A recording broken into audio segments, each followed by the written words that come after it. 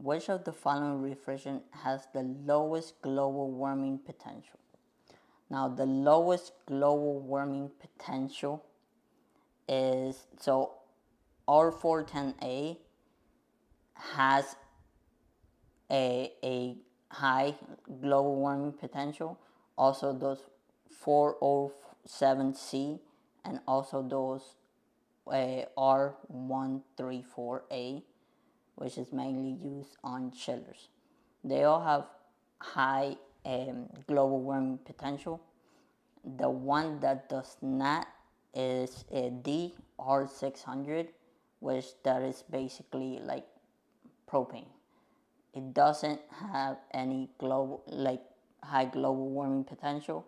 It's the lowest, and it's just kind of flammable. Well, not kind of, it is flammable, but it doesn't have global warming potential.